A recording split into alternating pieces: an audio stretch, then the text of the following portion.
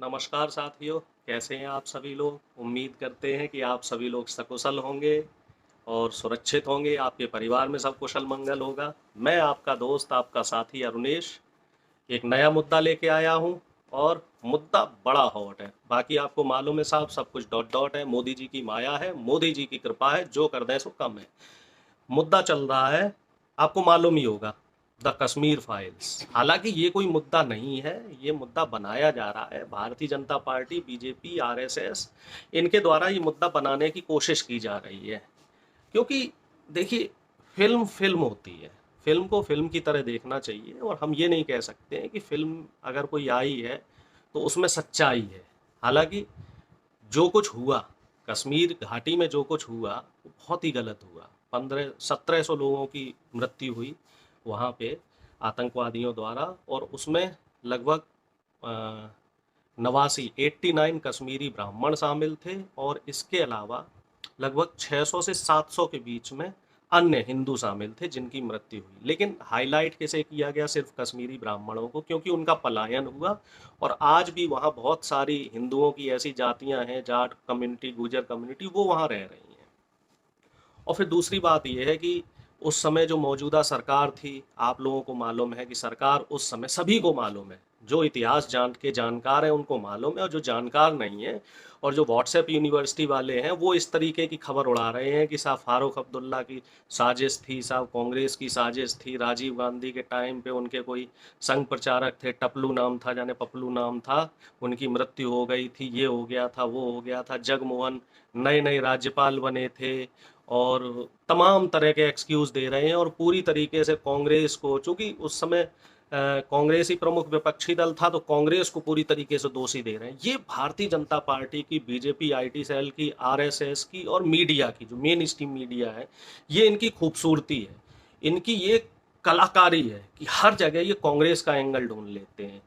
गुजरात में जो दंगे हुए, उसमें कौन था साहब, कांग्रेस थी वहां भी। जो जबकि हालांकि उस समय मुख्यमंत्री नरेंद्र मोदी जी थे, लेकिन नहीं, उसमें भी कांग्रेस की गलती थी। इसके अलावा जब संसद पे हमला हुआ, उस समय पंडित अटल बिहारी वाजपेयी जी की सरकार थी, भारतीय जनता पार्टी की सरकार, लेकिन नहीं, उस समय भी गलती किसकी थी साहब, कांग्रेस की थी। उससे पहले चले जाएं, उससे पहले कंधार वाला जो कांड हुआ था, जो प्लेन हाईजैक हुआ था, उसमें किसकी गलती थी, तब भी हालांकि पंडित अटल बिहारी वाजपेयी जी की सरकार थी, भारतीय जनता पार्टी की सरकार, लेकिन नहीं साहब, उसमें भी कांग्रेस की गलती थी। अब आप आगे आइए, आगे तमाम घटनाएं हुई, पुलवामा पे घटना हुई, और भी तमाम इस तरीके की घटनाएं हुई। लेकिन हर जगह जब जब भारतीय जनता पार्टी की सरकार तो भारतीय जनता पार्टी की रही, लेकिन गलती किसकी रही साहब, कांग्रेस की रही, गांधी की रही, नेहरू की रही। क्योंकि हमें इससे आगे नहीं बढ़ना है। मीडिया यही परोसना चाहती है, जनता यही देखना चाहती है, सच्चाई से किसी को सरोकार नहीं। अब आप बताइए, हरियाणा में आंदोलन हुआ, जाटों का आंदोलन हुआ, करोड़ों अरबों रुपए की संपत्ति नष्ट हुई, कई लोग मारे गए। उस समय सरकार किसकी थी, केंद्र और राज्य दोनों में सरकार साहब बीजेपी की थी। उस पे फिल्म बनी, नहीं बनी। उस पे फिल्म जो बनी, सॉरी, चीर हरण फिल्म बनी, लेकिन किसी ने देखा नहीं, देखा। क्योंकि मीडिया उसे हाईलाइट नहीं कर रहा है, बीजेपी आईटी सेल के लोग, व्हाट्सएप यूनिवर्सिटी के लोग उसको हाईलाइट नहीं कर रहे हैं। तमाम जो आपके आदिवासी लोग हैं, पिछले 50 से 60 साल तक तमाम आदिवासी लोग मारे जाते रहे हैं, हजारों लाखों की संख्या में उनको मारा गया, नक्सली बोल के मारा गया। और उनसे रिलेटेड कई फिल्में आई, जिसमें एक चक्रव्यूह फिल्म है। तो उसको कभी मीडिया ने कवरेज दिया, नहीं दिया। क्यों नहीं दिया, क्योंकि उससे, उसमें कहीं हिंदू मुस्लिम वाला एंगल नहीं दिख रहा, कम्युनल एंगल नहीं दिख रहा। जाटों के साथ जो हुआ उसमें भी कम्युनल एंगल नहीं दिख रहा था। इसके अलावा जय भीम फिल्म, जिसका मैं जिक्र आपसे करता रहता हूँ, आर्टिकल 15 फिल्म, जिसमें दलितों के साथ शोषण कर रहा है। और शोषण कौन कर रहा है, दलित भी हिंदू हैं, और शोषण करने वाले कौन है, वो भी हिंदू हैं। वो सवर्ण हिंदू हैं, वो सामंतवादी विचारधारा के हैं, ये लोग दलित, शोषित, वंचित हैं।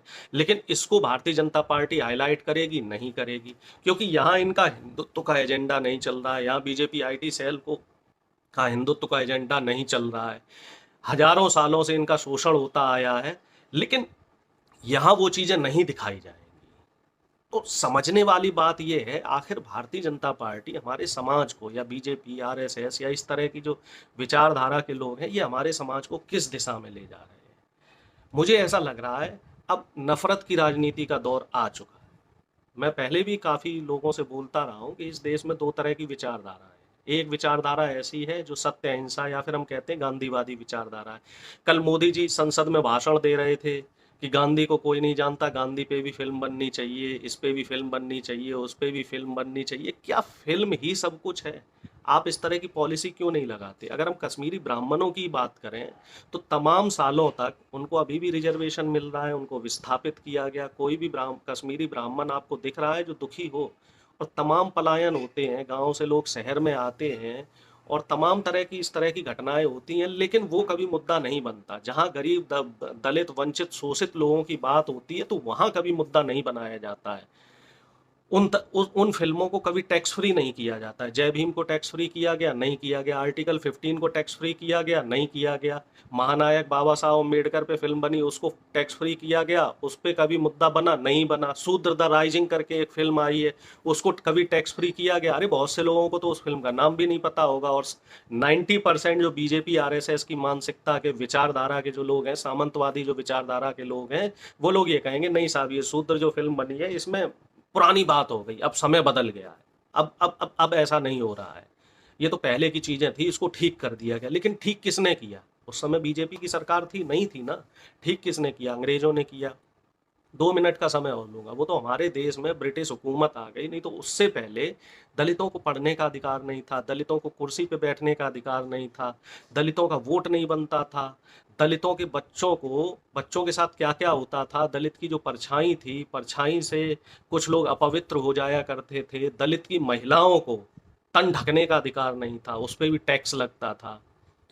दलित के घर में, हालांकि ये बात नहीं कहनी चाहिए, दलित के घर में कोई शादी होती थी तो उसकी जो नववधु आती थी वो पहले पंडित जी के पास जाती थी शुद्धिकरण के लिए। दलित के घर में कोई पहला बच्चा होता था या शूद्र कह लो, तो उसको गंगा में प्रवाहित किया जाता था। इस तरह की तमाम कुरीतियां हैं।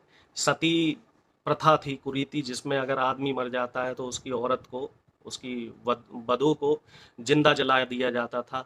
बाल विवाह एक कुरीति थी, बहु विवाह एक कुरीति थी। इस तरह की तमाम कुरीतियां थी और इनसे हमारा समाज लड़ता आया है। समय समय पे कुछ लोग आए हैं और लड़े। और दूसरी बात रही हिंदू मुस्लिम की, तो वो तो हमारे देश में कभी लड़ाई रही ही नहीं। अगर हम पुरानी बात करें, इतिहास की बात करें, तो हिंदू महासभा और मुस्लिम लीग, जो हिंदू महासभा जो अब आरएसएस बन गई है, और मुस्लिम लीग जो जिन्ना की पार्टी थी जो पाकिस्तान में चली गई, इन दोनों लोगों ने मिलकर चुनाव लड़ा था कांग्रेस के खिलाफ। और अगर हम टू नेशन पॉलिसी की बात करें, भारत विभाजन की बात करें, तो पर्याप्त साक्ष्य हैं इसमें। हिंदू महासभा और मुस्लिम लीग अड़े हुए थे। हालांकि सरदार पटेल साहब और नेहरू जी और गांधी जी कभी भी टू नेशन पॉलिसी को सपोर्ट नहीं करते थे, लेकिन जिन्ना और हिंदू महासभा, इनकी जिद की वजह से भारत के दो टुकड़े हुए। हालांकि अब इतिहास को बदलने की कोशिश की जा रही है, बीजेपी आईटी सेल इन चीज़ों को नहीं मानेगा। तो कुल मिला जुला के मेरे कहने का मतलब ये है कि सामाजिक समरसता और जो समाज का ताना बाना बिगाड़ने की कोशिश की जा रही, तो इन चीज़ों से हमें बचना है। हमें शिक्षा, रोजगार, चिकित्सा, इन बातों पे बात करनी है। बढ़ती हुई महंगाई पे बात करनी है। थोड़ा सा आप भी प्रयास कीजिए, हम भी प्रयास कर रहे हैं। बाकी तो साहब आपको मालूम है, मोदी जी की माया है, मोदी जी की कृपा है, जो चल रहा है सो सब ठीक है।